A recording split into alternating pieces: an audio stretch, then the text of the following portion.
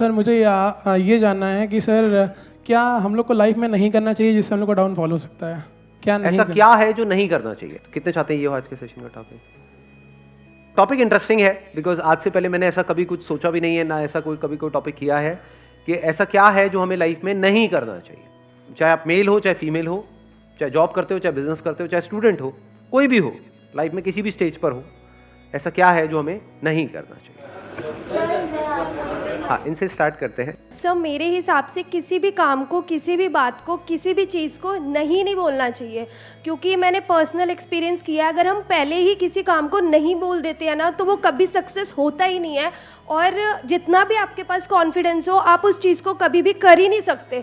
तो पहले नहीं बोलना नहीं सीखना चाहिए मेरे हिसाब से। Based upon our past experience हमारे माइंड में कुछ बैठ जाता है जिसको हम बहुत स्ट्रांगली पकड़ लेते हैं और अभी से पकड़ना शुरू कर देते हैं इसी एज से। यानी इस एज में हमारे माइंड में वो चीजें बैठने लग जाती हैं। बच्चों के माइंड में कुछ नहीं होता है, बच्चे बिल्कुल ब्लैंक स्लेट की तरह हैं, वहां पे ना हाँ लिखा हुआ है ना लिखा हुआ है। पर जैसे जैसे एज बढ़ती चली जाती है वो स्ट्रांग होता चला जाता है, और उसी की वजह से फिर हमारे कॉन्फ्लिक्ट्स होने लग जाते हैं। उसी की वजह से सारी रिग्रेट्स आती है, क्योंकि होता क्या है, बड़ी जल्दी हम ना बोल देते हैं। हो सकता है कोई बहुत बड़ी अपॉर्चुनिटी आई हमारे सामने, डिसीजन लेना था, लेकिन सुनने से पहले ही सामने वाले बंदे की पूरी बात हमने पहले ही ना बोल दिया। नहीं। उसके बाद पूरी जिंदगी बैठ करके रो रहे हैं।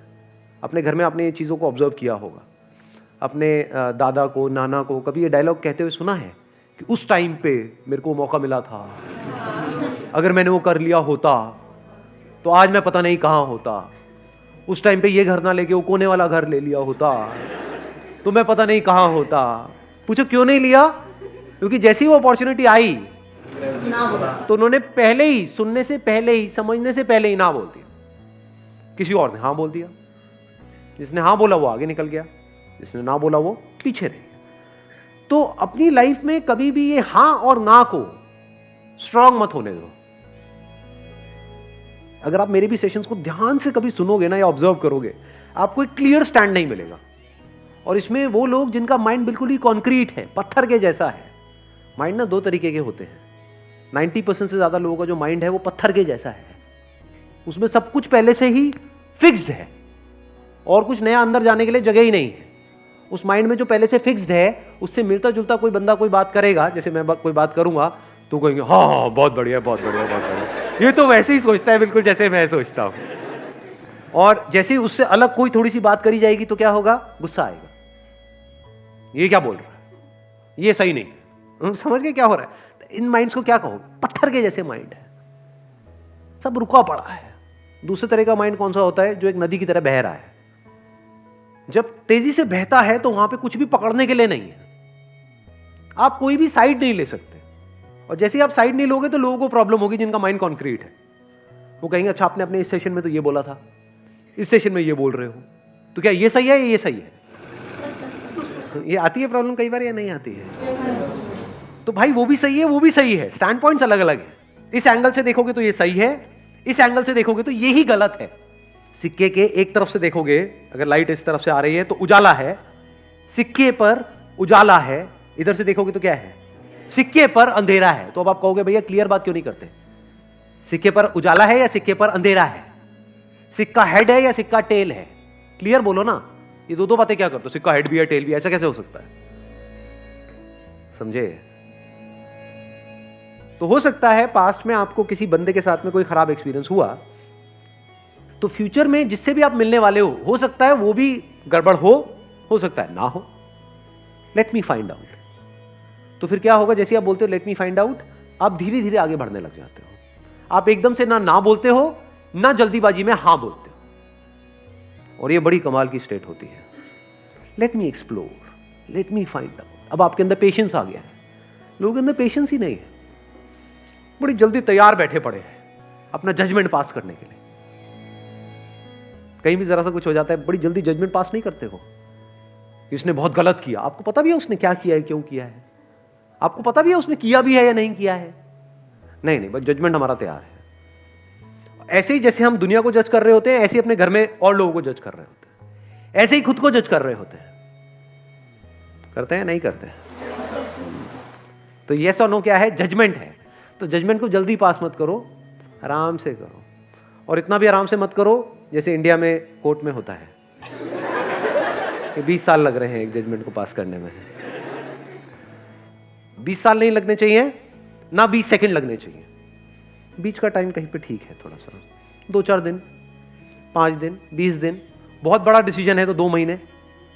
बड़ा डिसीजन मतलब क्या? शादी का डिसीजन बड़ा डिसीजन है, करियर का डिसीजन बड़ा डिसीजन है, तो वहां पे अगर 20-25 दिन, महीना भी लग जाए, that is okay.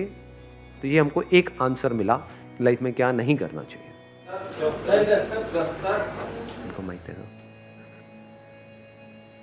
Actually sir मेरे को लगता है कि हमें हमारे ऊपर पर्सनली सेल्फ डाउट नहीं होना चाहिए कोई भी काम करने से पहले। अगर हमने अपने आप पे डाउट करना शुरू कर दिया, फिर हम कुछ भी करेंगे, लाइक अगर मैं यहाँ स्टैंड करूँगी फिर मेरे को लगेगा मैं खड़ी हो रही, मैं कहीं गिर तो नहीं जाऊँगी। सो मुझे लग रहा है कि वो डाउट नहीं करना चाहिए अपने आप पे। हमें अपने ऊपर डाउट होने लग जाता है कि मैं ये कर भी पाऊंगा या नहीं कर पाऊंगा। तो अब ये बड़ा अच्छा पॉइंट है, ये ख़त्म कैसे हो? ये जो सेल्फ डाउट है ये एक बहुत बड़ी प्रॉब्लम है, क्योंकि अगर आपको अपने ऊपर ज़रूरत से ज़्यादा डाउट होने लग जाए, मैं इसको बोल सकता हूँ excess of everything is bad. Doubt हमारे माइंड में इस तरीके से आ रहा है कि मैं ये काम करूँ या ना करूँ, ठीक है, होना चाहिए। मैं इस बंदे पे ट्रस्ट करूँ या ना करूँ, होना चाहिए। कोई बंदा आकर के बोल रहा है कि हाँ मेरे को पैसा दे दे, 1 साल में तेरा डबल करवा दूंगा, तो वहाँ पे डाउट होना चाहिए कि ये बंदा फ्रॉड है। तो अब अगर ये सेल्फ डाउट आपको हेल्प कर रहा है तब तो बहुत बढ़िया है। अगर इस सेल्फ डाउट की वजह से आप अटक गए हो लाइफ में, ये सेल्फ डाउट इतना ज्यादा बढ़ गया है कि आपने अपने हथियार ही डाल दिए हैं, कि आप कह रहे हो कि नहीं अब तो कुछ हो ही नहीं सकता, मैं तो कुछ कर ही नहीं सकती, मैं तो कुछ कर ही नहीं सकता, मेरे तो कुछ बस का ही नहीं। हाँ वो सब कुछ कर सकता है, वो अलग मिट्टी का बना हुआ है, मैं नहीं कर सकता। ये आने लग जाता है, नहीं आता है। इससे कैसे बचे? अंदर तक आपको ये पता होना चाहिए, अंदर तक, कि आप में, मुझ में, किसी में भी कोई फर्क नहीं है। Brain is brain, body is body, brain is not your brain और माई ब्रेन। इस सच को देख पा रहे हो? सिर्फ ब्रेन में जो इंफॉर्मेशन पड़ी है वो अलग अलग है, बट जो ब्रेन है, जिस तरह से ब्रेन काम कर रही है, दैट इज सेम। उसमें इंफॉर्मेशन अलग अलग है। तो हार्डवेयर इज सेम, आंखें सेम है, शेप अलग अलग हो सकती है, बट जिस तरह से वो काम कर रही है, जैसे 2 कैमरास हैं अलग अलग कंपनीज के, तो बाहर से दिखने में अलग अलग हो सकते हैं, ब्रांड अलग अलग हो सकता है, पर जिस तरह से वो काम कर रहा है वो सेम है। जिस तरह से लाइट पड़ती है, मिरर पे जाती है, ये होता है, रिफ्लेक्ट करता है, फिर वो इमेज को कैप्चर करता है, वो सेम है, वो अलग अलग नहीं है। ऐसे ही जब इस सच को आप देख लेते हो, यू, मी और anybody, we as in humans, we are all same. Your brain is not similar to Einstein's brain, it is same. तो एक एनर्जी आती है अंदर से। अब अपने आप को अंडर एस्टिमेट करते हो ना ओवर एस्टिमेट करते हो, क्योंकि ओवर एस्टिमेट भी जो खच्चर करते हैं उनके भी माइंड में ये बैठा होता है कि मेरी ब्रेन तो पता नहीं क्या है, आई एम तो जीनियस। वो भी खच्चर है, जीनियस खच्चर है वो। हाँ। और एक है जो बेवकूफ खच्चर है, वो क्या कह रहा है कि नहीं नहीं मेरी ब्रेन में ही कुछ कमी है, नहीं मेरे में कुछ कमी है। मेरे में मतलब क्या? अलग तरह की इंफॉर्मेशन अंदर डाल दो, वो अलग तरह से काम करने लग जाएगी ब्रेन। सिंपल है। जैसे कभी ऐसा हो जाता है कि जब लाइफ में मूड बहुत खराब होता है, यानी एक तरह के थॉट्स अंदर चल रहे हैं, एक तरह की इंफॉर्मेशन अंदर प्ले होती चली जा रही है ब्रेन पे, एकदम से आपने मेरा कोई सेशन देखा या कोई बुक पढ़ी या किसी और का कोई सेशन देखा, एकदम से सब कुछ बदल गया। तो क्या बदला है वहां पर? क्या ब्रेन बदल गई है? हार्डवेयर बदला है, सॉफ्टवेयर ही तो बदला है, इंफॉर्मेशन ही तो बदली है। पहले अपने अंदर ही अंदर कुछ और बोल रहे थे, अब कुछ और बोल रहे हो। आया समझ में? नहीं आया कुछ? अब कहां पे है सेल्फ डाउट बताओ? अब यहां पे ना तो इंफीरियरिटी कॉम्प्लेक्स है हमारे अंदर, ना सुपीरियरिटी कॉम्प्लेक्स है, कुछ भी नहीं है। ये मतलब मेरी ब्रेन और आइंस्टाइन की ब्रेन सेम है, आपकी ब्रेन और किसी की भी, any person you name it, जो भी पास्ट में हुआ या अभी है या होने वाला है, सेम है, कोई फर्क नहीं है। इसको सिर्फ ढंग से यूज करना है, समझदारी से यूज करना है, बस, और कुछ नहीं है। इनको देना माइक जरा। हाँ पीछे। मैं बस ये कहना चाहता हूँ कि हमें अपनी जड़ों को नहीं भूलना चाहिए, अपने पेरेंट्स, उनके एक्सपीरियंसेस। बहुत अच्छा पॉइंट इन्होंने बोला है कि हमको अपनी जड़ों को कभी नहीं भूलना चाहिए। देखो एक पेड़ है, किस बेस पे डिसाइड होता है कि वो पेड़ कितना बड़ा हो सकता है? उसकी जड़ें कितनी अंदर तक है। तो अगर हमको ऊपर बढ़ना है, ऊपर मतलब आप कह सकते हो बाहर इस दुनिया में अगर बढ़ना है, तो अंदर जड़ें उतनी ही स्ट्रांग होनी चाहिए। अगर अपनी रूट्स को हमने छोड़ दिया और ऊपर बढ़ने की कोशिश कर रहे हैं तो गिर जाएंगे। थोड़ा सा आंधी तूफान आएगा, दिखेंगे भी नहीं कहां गए। तो हमें क्या नहीं करना चाहिए, कभी भी अपने माँ बाप की डिसरिस्पेक्ट नहीं करनी चाहिए किसी भी हालत में। अपने माँ बाप के बारे में कुछ बुरा सोचना तक नहीं चाहिए, करना तो बहुत दूर की बात है। और कुछ लोग थोड़ा बहुत पैसों के चक्कर में पता नहीं क्या क्या कर रहे हैं। किसके साथ? अपने माँ बाप के साथ। कौन है माँ बाप? आपकी जड़ें हैं। और सोचो, आपको एक मजेदार बात बता देता हूं कि जो बंदा, अगर आपको पहचानना हो ना कि वो बंदा कैसा है, कि उस बंदे के साथ उस पर भरोसा करना चाहिए नहीं करना चाहिए, तो उस बंदे को ये देखो कि वो अपने माँ बाप के साथ कैसे बिहेव करता है। उसने अपने माँ बाप के साथ क्या किया।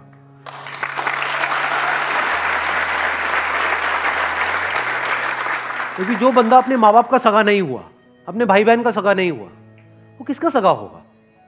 उस पर क्या भरोसा करोगे? वक्त आने पे वो आपको भी काटेगा।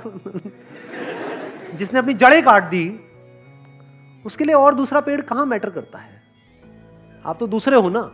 जिसने अपने को नहीं छोड़ा वो आपको क्या छोड़ेगा? तो इसको हमेशा याद रखना है। हैविंग सेड दैट, इसका मतलब ये नहीं है कि आप उनकी हर बात से एग्री करो। नहीं, ओपिनियन अलग अलग हो सकते हैं। डिसीजंस के बेस पे लड़ाई हो सकती है कि मेरा डिसीजन ये है, आपका डिसीजन ये है, मैं ये चाहता हूं, आप ये चाहते हो। उसमें लड़ाई हो सकती है और वहां पे करनी भी चाहिए। ये नहीं कि जो वो कह रहे हैं हर बात पे हम एग्री कर जाए। ऐसा नहीं होना चाहिए। फिर तो आपकी अपनी आइडेंटिटी ही क्या रही? कुछ भी नहीं है। वो बोलते रहेंगे, आप करते रहोगे। तो रिस्पेक्ट अलग चीज है और डिफरेंस ऑफ ओपिनियन अलग चीज है। तो इसको मिक्स मत करना। बिकॉज मेरे को पता है मेरी ये बात सुनते ही लोग क्या बोलेंगे कि हाँ, मेरे माँ बाप, अब आप जो कहोगे मैं वही करूंगा। वो कहेंगे बढ़िया है, यही तो हमें चाहिए था। ऐसे ही तो चाहिए हमें कि बेटा चल, अब तुझे ये करना है, तुझे ये करना है, तुझे ये करना है, इतने बजे उठना है, इतने बजे सोना है, इतने बजे यहाँ जाना है, वहां जाना है, ये होगा वो होगा, ये सारा कुछ। तुमसे लड़ लो। जहां पे अपनापन होता है वहीं पे लड़ाई होती है। अनजान से कौन लड़ता है कभी यहाँ पे अनजान में आपस में अभी कोई लड़ाई हुई है आकर के? तू मुझे पसंद नहीं है, भाड़ किया किसी ने ऐसा आपस में? हाँ, नहीं किया। क्यों नहीं किया? क्योंकि अनजान है। क्या अपने अपने घर चले जाना है सबको इस सेशन के बाद में? किससे किसको क्या लेना देना है? अपनों से ही तो लड़ाई होती है, अपनी बीवी से, अपने पति से, अपने माँ बाप से। तो लड़ो, लड़ने में कोई बुराई नहीं है। अपनेपन से लड़ो। ऐसे लड़ो कि भाई लड़ेंगे, मरेंगे, कटेंगे, जो मर्जी करेंगे, अलग नहीं हो, रहेंगे साथ में।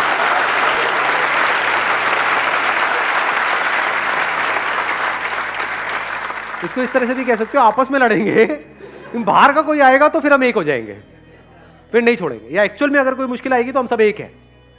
हाँ, आपस में हमारा चलता रहता है थोड़ा बहुत, उसमें कोई बुराई नहीं है।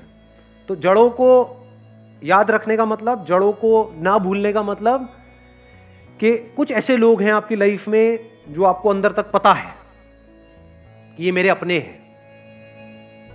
कैसे पता है?